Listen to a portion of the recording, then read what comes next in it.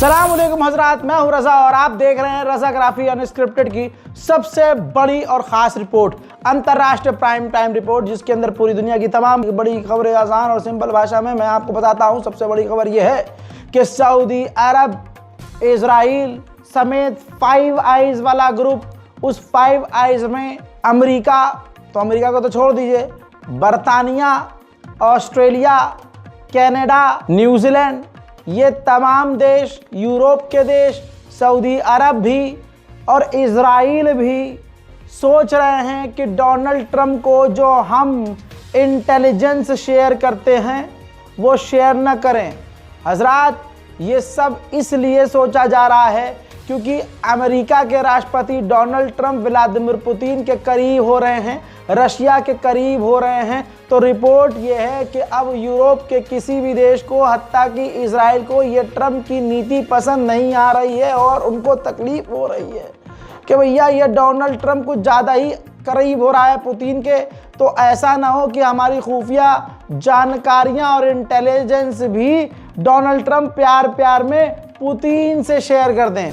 इस वजह से इन तमाम देशों ने, सऊदी अरब समेत 5 आइज़ और दूसरे देशों ने, इजराइल ने फैसला लिया है कि अब अमेरिका से अपनी इंटेलिजेंस बहुत ना के बराबर शेयर करेंगे। उधर डोनाल्ड ट्रंप जब से अभी ये राष्ट्रपति बने हैं तब से उन्होंने इतने सारे एग्रीमेंट और कानून पर साइन किया है, इतने ऑर्डर पर साइन किया है कि अमेरिका के इतिहास में किसी भी राष्ट्रपति ने इतने सारे ऑर्डर पर कभी साइन नहीं किया।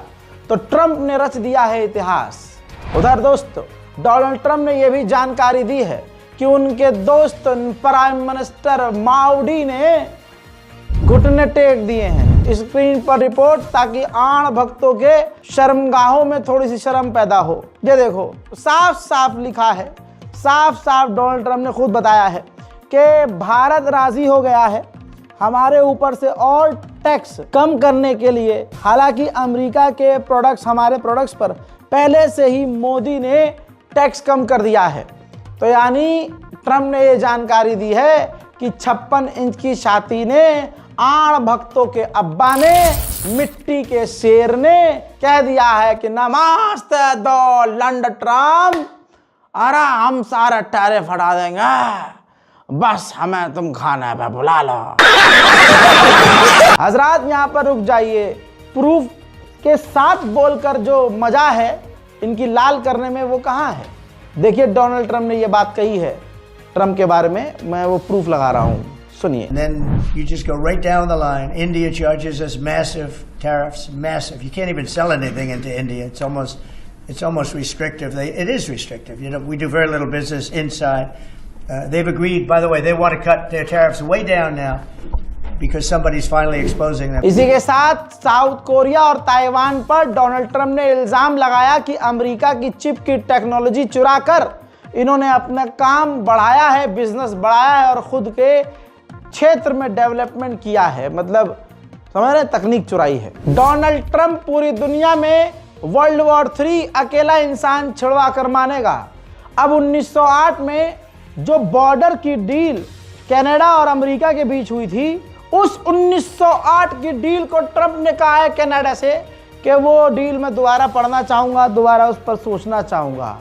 यानी बॉर्डर की शांति को लेकर जो डील हुई थी उसको भी खराब करने की ताक में ट्रंप है। साउथ अफ्रीका ने इजराइल के खिलाफ इंटरनेशनल क्रिमिनल कोर्ट में केस दर्ज किया।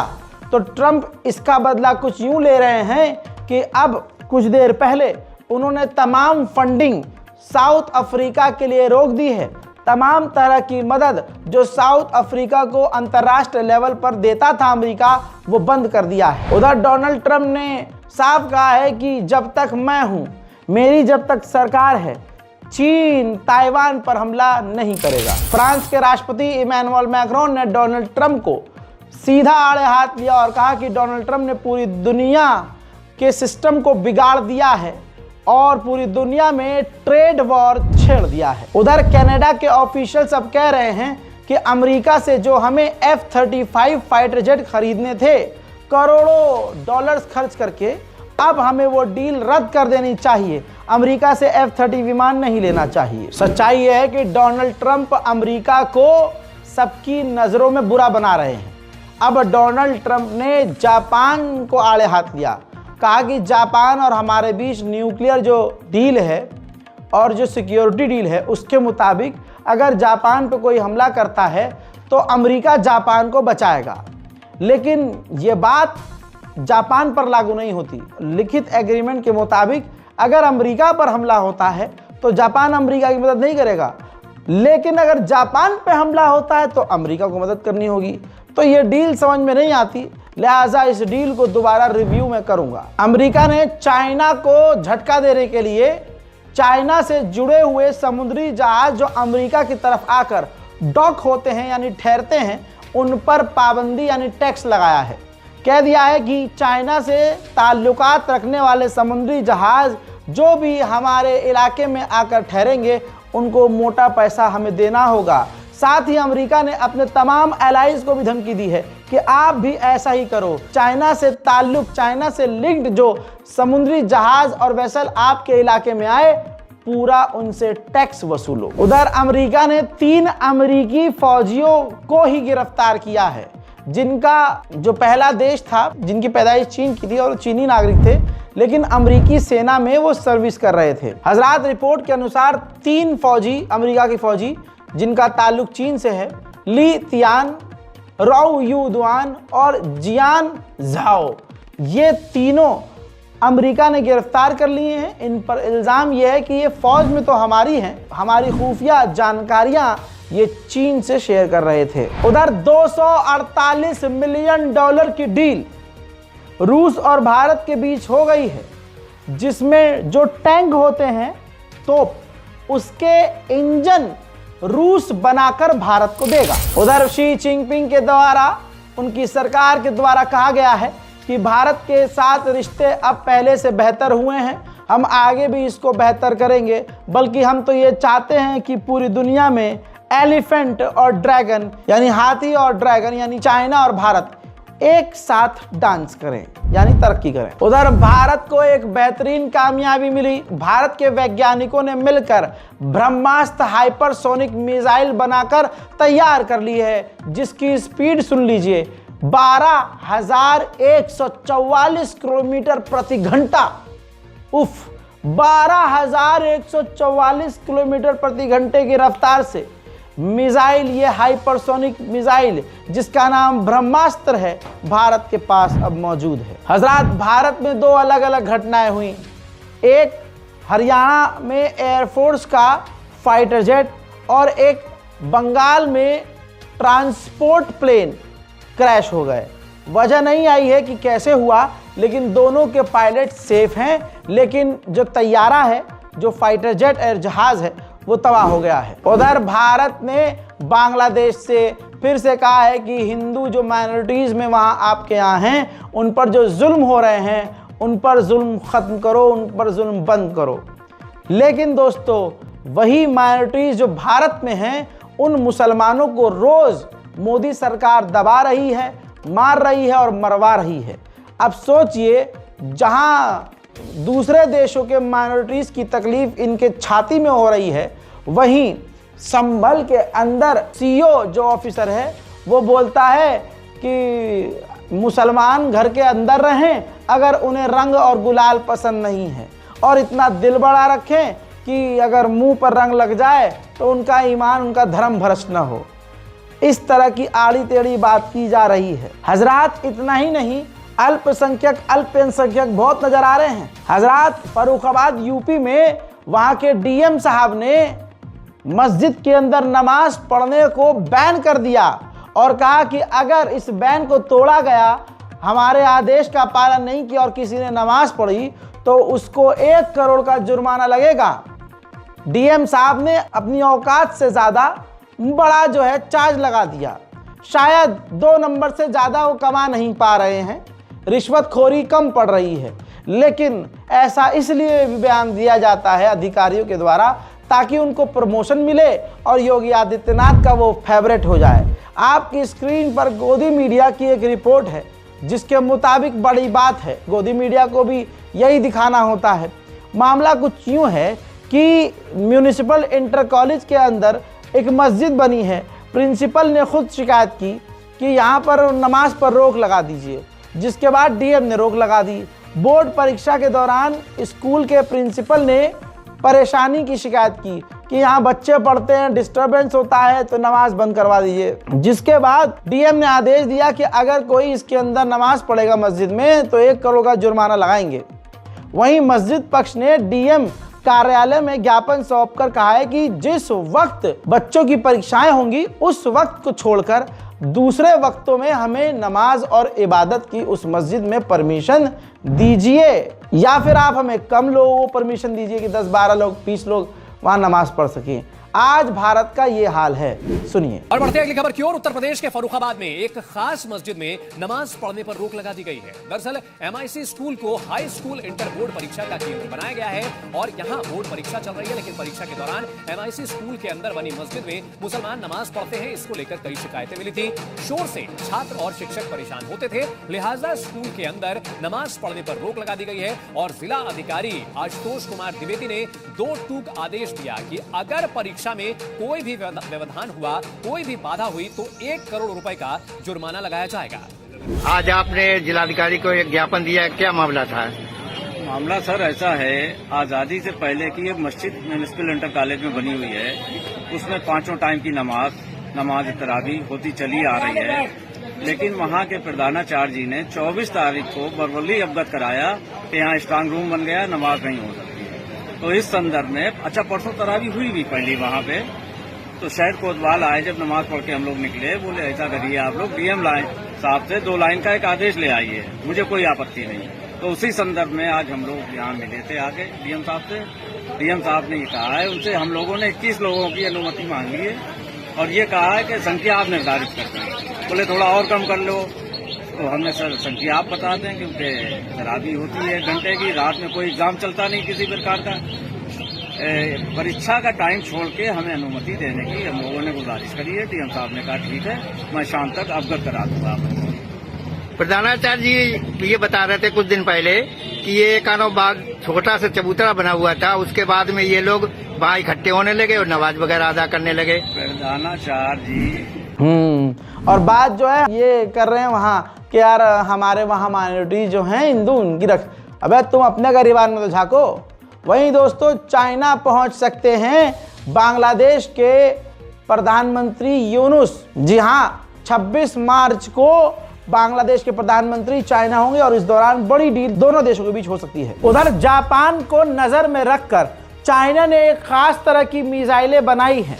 उस मिसाइल का मकसद ही ये है कि वो जापान के तमाम बेस को जाकर एक झटके में तबाह कर सकती है। उधर पाकिस्तान ने भी धमकी दी है, वार्निंग दे दी है तमाम इलीगल माइग्रेंट्स को, खासकर जो अफगानी वहां पर बसे हुए हैं, कि 31 मार्च से पहले पाकिस्तान से निकल जाओ। उधर डोनाल्ड ट्रंप ने पाकिस्तान को धन्यवाद अदा किया था और कहा था कि पाकिस्तान ने हमारा साथ दिया और अफगानिस्तान के तालिबान के खिलाफ लड़कर एक आतंकवादी को हमें सौंपा। हज़रात, अब उस पर खुलासा ये है कि जो पाकिस्तान ने आतंकवादी अफगान की सरजमीन से पकड़कर अमेरिका को सौंपा, बताया जा रहा है कि वो महीनों तक पहले आईएसआई के पास ही था। आईएसआई ने सब कुछ जब उससे उगलवा लिया और उसके पास कुछ न बचा, वो आतंकवादी पाकिस्तान के लिए कुछ भी फ़ायदेमंद नहीं रहा, बेकार हुआ। तब जाकर पाकिस्तान ने उस व्यक्ति को अमेरिका को सौंपा था। लेकिन अब सवाल यह है कि डोनाल्ड ट्रंप फिर क्यों पाकिस्तान को खुश कर रहे थे, या यूं कहूं कि जो 24 घंटे डोनाल्ड ट्रंप करता है उसको आग लगा रहे। उधर फ्रांस कई मुल्कों से लात खाकर निकल चुका है। सेनेगल एक देश है, काफ़ी बड़ा नहीं है लेकिन अच्छा देश है। वहाँ पर भी फ्रांस की सेना की मौजूदगी थी, लेकिन सेनेगल के बार बार कहने के बाद अब सेनेगल से फ्रांस की सेना बाहर निकल रही है और अपना बेस बंद कर रही है। उधर अमेरिका की कंपनी ने बनाया एक खतरनाक शिप ड्रोन NOMARS, यानी नो मैनिंग रिक्वायर्ड शिप, यानी किसी भी व्यक्ति, आदमी और इंसान की ज़रूरत नहीं रहेगी। इसको ड्रोन की तरह समुद्र के अंदर चलाया जा सकता है। दुश्मन के खिलाफ इसको इस्तेमाल किया जा सकता है। वहीं साउथ कोरिया अमेरिका के साथ मिलकर ड्रिल कर रहा था। मैंने कल बताया था, उस ड्रिल में उसने गलती से अपने ही लोगों पर बम मार दिया। 8 से 10 लोगों के घायल होने की बात कही जा रही थी, लेकिन संख्या बढ़कर 30 लोगों तक पहुंच चुकी है कि 30 आम नागरिक घायल हुए, जिसके बाद साउथ कोरिया ने अपनी आगे चलने वाली इस ड्रिल को रद्द कर दिया है। उधर नॉर्थ कोरिया ने धमकी भी दे डाली है कि अमेरिका और साउथ कोरिया जो मिलिट्री ड्रिल कर रहे हैं, ये बेवकूफ़ी कर रहे हैं और इस बेवकूफ़ी की कीमत दोनों को चुकानी पड़ेगी। उधर यूएन के क्रू मेंबर को हेलीकॉप्टर में मार डाला गया है, उनके हेलीकॉप्टर को मार गिराया गया है। साउथ सूडान का दौरा कर रहे थे यूएन के एक मेंबर, जिनके उड़ते हुए हेलीकॉप्टर के ऊपर किसी आतंकी ने, किसी संगठन ने हमला किया, हेलीकॉप्टर क्रैश हो गया और जो पायलट हैं उनके साथ यूएन के मेंबर भी मारे गए। फ्रांस की हो गई बल्ले बल्ले। जी हाँ, फ्रांस को अपनी सरजमीन के अंदर हाइड्रोजन मिली है और वो हाइड्रोजन इतनी है कि अब उन्हें गैस और तेल लेने की ज़रूरत नहीं पड़ेगी। फ्रांस के इमैनुअल मैक्रोन के चेहरे पर अब खुशी देखी जा रही है, क्योंकि इस हाइड्रोजन, जितना हाइड्रोजन मिला है ज़मीन के नीचे, उसकी कीमत $100 ट्रिलियन है दोस्तों। अमेरिका जहां अपने आप को बहुत सुपर पावर समझ रहा है, अमेरिका की एयरफोर्स इतिहास में सबसे ज़्यादा कमज़ोर स्थिति में है। अमेरिका के आधे से ज़्यादा फाइटर जेट और जहाज़ उड़ने की स्थिति में नहीं है। लगभग सिर्फ 50% ही अमेरिका के फाइटर जेट इस वक्त उड़ने की स्थिति में है। वहीं तुर्की ने आधिकारिक वीडियो जारी किया है, जिसमें उसने दिखाया है अपना नया खतरनाक आधुनिक किजिल्मा ड्रोन। इस ड्रोन को टेस्ट किया गया है। कहा जा रहा है कि यह एडवांस ड्रोन है। फाइटर जेट जैसा दिखने वाला ये ड्रोन दुश्मन के परखच्चे उड़ा सकता है। तुर्की की ताकत इस ड्रोन के जरिए बढ़ चुकी है। अंतर्राष्ट्रीय प्राइम टाइम शो में भारत को क्यों छोड़ा जाए? भारत में आतंकी गतिविधि बहुत ज़्यादा बढ़ चुकी है। जब भी हिंदू समुदाय का कोई त्यौहार आता है, शासन प्रशासन और हिंदू समुदाय और हिंदू लोग मिलकर मुसलमानों को गरियाना धमकाना शुरू करते हैं। हजरात, एक और उग्रवादी संगठन बजरंग दल, जिसने एक फिर से नारा दिया है समाज को बांटने का, जिसमें लिखा है कि हिंदुओं का त्यौहार सिर्फ हिंदुओं से व्यापार, निवेदन खरीदी उस दुकान से करना जो उन पैसों से होली जलाएं, देश नहीं। हिंदुत्व सर्वप्रथम, जिनका त्यौहार नहीं उनसे व्यापार नहीं। विश्व हिंदू परिषद बजरंग दल, जिला दुर्ग। हजरात, अब यही बात मुसलमानों को सोचनी चाहिए आने वाले इस ईद के अवसर पर। मुसलमान से बड़ा कोई बेवकूफ़ और गधा नहीं, अगर हिंदुओं की दुकान से जाकर इतना कुछ होने के बाद भी हम सामान लें।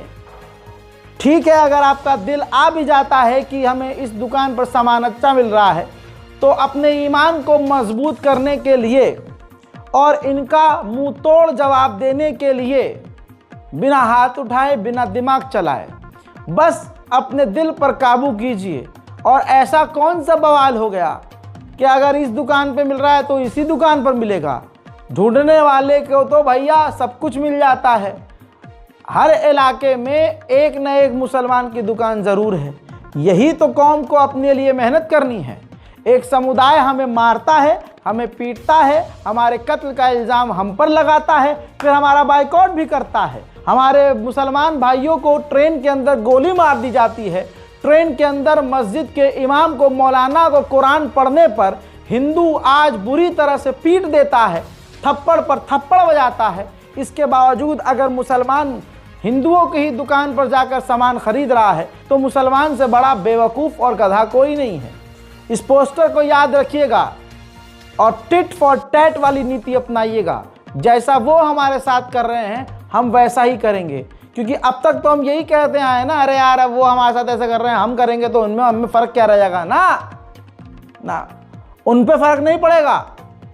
नाली के कीड़ों को बाहर निकालिए, वो जाएगा नाली में ही। और आप कहोगे नहीं नहीं, हमने तो बाहर निकाल के रख दिया, हमने तो उसको कीड़ों को नहला भी दिया, ऐसा कुछ हो जाएगा वो वहीं। जैसे को तैसा करना ही पड़ेगा, तभी इनको तकलीफ समझ में आएगी, वरना ये चीज़ ऐसी ही चलती रहेगी। हजरात, अंतरराष्ट्रीय प्राइम टाइम शो में आज और अभी के लिए इतना ही। रिपोर्ट को शेयर कीजिए, चैनल को सब्सक्राइब कीजिए। जय हिंद।